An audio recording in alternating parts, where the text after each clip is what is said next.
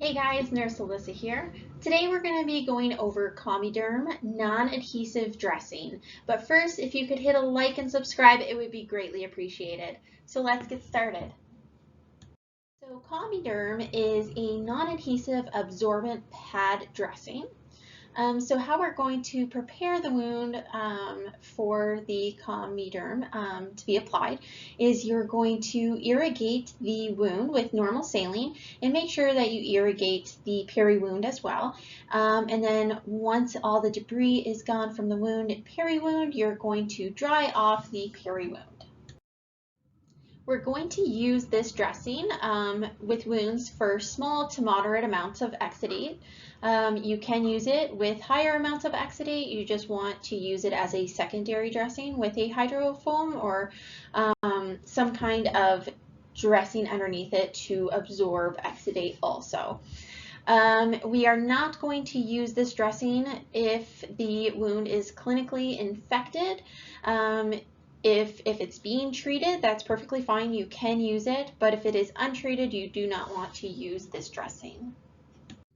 When choosing a dressing size for your wound, you want to make sure that it extends past your wound at least 3 centimeters for this dressing. So you're not going to cut these dressings at all. You don't want to cut through the absorbent pad or it will not work properly.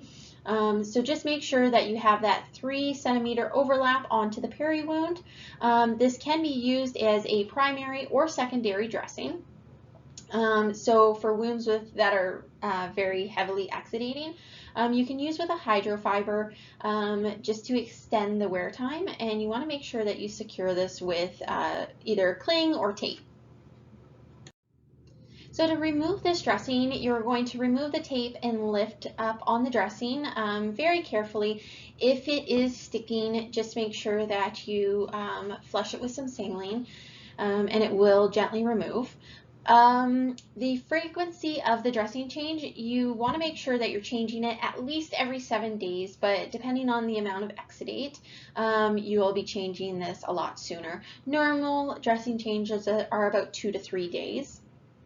The expected outcome of this dressing is that you don't have any peri-wound maceration when you remove the dressing. So the peri-wound is staying nice and healthy and not macerated. So that's all I have for today's video. I hope you enjoy and I'll catch you next time.